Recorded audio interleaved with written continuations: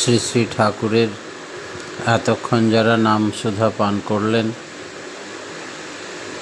তাদের প্রত্যেকটি মানুষের জীবনের উদ্দেশ্য ঈশ্বর প্রাপ্তি, তা যেন এই জীবনেই সফল হয় এই কাতর প্রার্থনা। আমরা বিভিন্নভাবে নাম ধ্যান করে থাকি। দীক্ষার সময় বলা হয় 3 প্রকারে নাম করতে হয়। একটা চলাফেরায় জপ, আর একটা দুবেলা সকাল সন্ধ্যা কাপড় মুড়ি দিয়ে বসে ধ্যান, আর কাজের ফাঁকে ফাঁকে শবাসন ধ্যান। এই শবাসন ধ্যান কখনোই ভুল করে উবুর হয়ে করা যায় না। কেন? কারণ ওতে হার্ট এবং লাংস, হৃৎপিণ্ড এবং ফুসফুসের উপরে চাপ পড়ে, তাতে প্রাণ আইঢাই করে। তাই প্রয়োজন মতো চিত হয়ে শুয়ে নাম করতে হয় শবাসন ধ্যান। সৎনামের পরে অনেকেই আজকে ডিপি ওয়ার্কের কারণে আমরা দেখতে পাচ্ছি, জানতে পারছি ঠাকুরের বীজমন্ত্র যে পুরুষোত্তমের বীজমন্ত্র, গুরুর গুরু শ্রেষ্ঠ গুরু যিনি, তার দীক্ষা নেওয়ার পরে আবার মানুষের দীক্ষা নিচ্ছে অন্য কোনো বীজমন্ত্রে, এবং সেই বীজমন্ত্র সে জপতে থাকে। এই সম্বন্ধে ঠাকুর বলছেন, সদ্গুরুর দীক্ষা নেওয়ার পরে অন্য কোনো বীজমন্ত্র জপা যাবে না। জপলে কি ক্ষতি হবে? তাহলে যারা কুলগুরুর দীক্ষা নিয়েছে তাদের বীজমন্ত্র কখন জপবে? না তো যারা যা দীক্ষা নিয়েছে সেটা আগে করে নেবে, তারপরে সদ্গুরুর দীক্ষা মন্ত্র জপ ধ্যান করবে। এরপরে আর কোনো নাম জপ চলবে না। তাই নাম হলো সর্বপ্রকার কম্পনের মূল। এই বীজমন্ত্র সমস্ত বীজের মরকজ এই কম্পনে কম্পিত হলে যে কোনো কম্পনের মূল কারণ চলে যাওয়া যায়। যদি আগে অন্য কোনো নাম আমরা নিয়ে থাকি বা পেয়ে থাকি, তবে এই সৎনাম আগে করে অন্য নাম পরে করলে তার গতি বা কারণের দিকে যাচ্ছিল, তার উল্টো রেজাল্ট হবে, ক্ষতি হবে। রয়ের মহাপ্রাণবর্ণ, কল্পনাত্মক ধ, স্টপেজ স্থগিতি, র ও ধয়ের পরে আর আ দিয়ে সেটাকে continuity of this waves, succession of this waves হয়।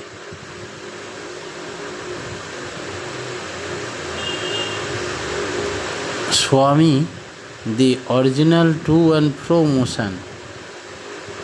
গাড়ির পিস্টন যেমন টু অ্যান্ড ফ্রো চলে, জলের উপর ঢিল ছিলকে ছুড়ে দিলে যেমন আপ অ্যান্ড ডাউন মুভমেন্ট হয়, এটা একটা ঘন্টা যেমন বাজানো হয়, প্রথম যে আওয়াজ হয় টু অ্যান্ড ফ্রো মুভমেন্ট, তার ভাইব্রেশন হলো শব্দ। প্রথমটা যেন স্বামী, পরে যেন রাধার কম্পন। এই কারণে আদি কম্পনে পৌঁছে গেলে পরে আর কোনো বীজ মন্ত্র করা যায় না।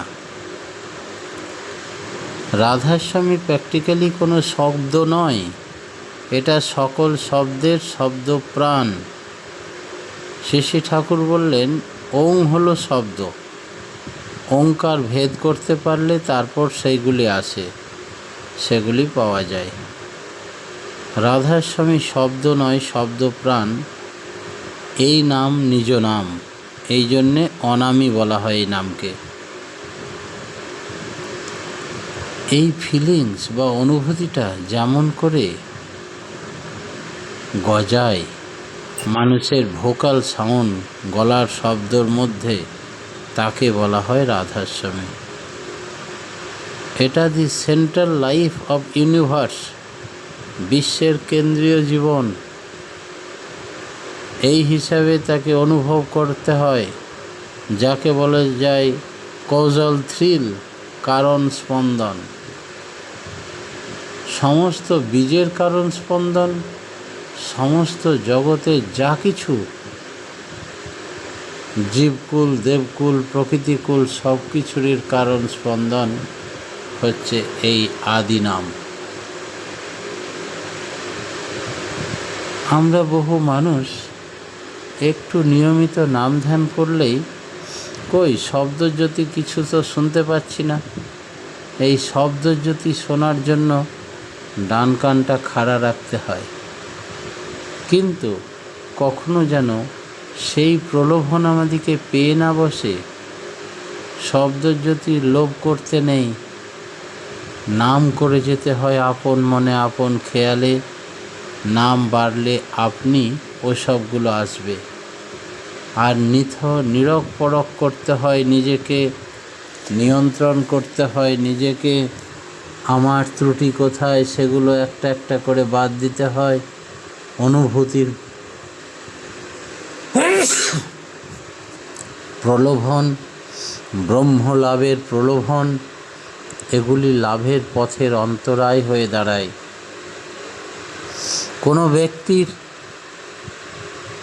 জন্ম থেকেই সংস্কার বলে বড় সাধক, আবার কোনো ব্যক্তি একই বীজ মন্ত্র পেয়েছে, তাকে কোনো অনুভূতি স্পর্শ করে না। তেমনি করে কারোর মনে যদি এমন ধারণা থাকে যে অতীন্দ্রিয় অনুভূতি, ব্রহ্ম বা ভগবান লাভ আমার ক্ষেত্রে অসম্ভব, তাও নয়, কিন্তু সাধনার মাধ্যমে সেও পৌঁছাতে পারে। যে কোনো মুহূর্তে প্রীতি নিয়ে নাম করতে হয়, করতে করতে সহজভাবে তিনি প্রকট হয়ে ধরা দেন। কীরকম, একদিন একটা রাখাল বালক সে গাছতলায় গরু চড়াচ্ছিল, আর গরু চড়াতে চড়াতে দেখছে যে একটা সাধু বাবা পেরিয়ে যাচ্ছে গাছতলা দিয়ে। সেই সাধু বাবাকে ধরল যে সাধু বাবা আমার হাতটা একটু দেখে দাও না, আমার কবে ভগবান লাভ হবে বলে দাও না। তখন সাধু বাবা সেই রাখাল বালকের হাতটা দেখল, দেখে বলল, এই তেঁতুল গাছের তলায় তুমি দাঁড়িয়ে আছো, এই তেঁতুল গাছে যতটি পাতা আছে ততবার তোমাকে জন্মাতে হবে, তারপরে ঈশ্বর প্রাপ্তি হবে। তখন সেই রাখাল অত্যাশ্চর্য না হয়ে বরং দারুণ উৎফুল্ল হয়ে উঠল। কি আনন্দ, কি আনন্দ!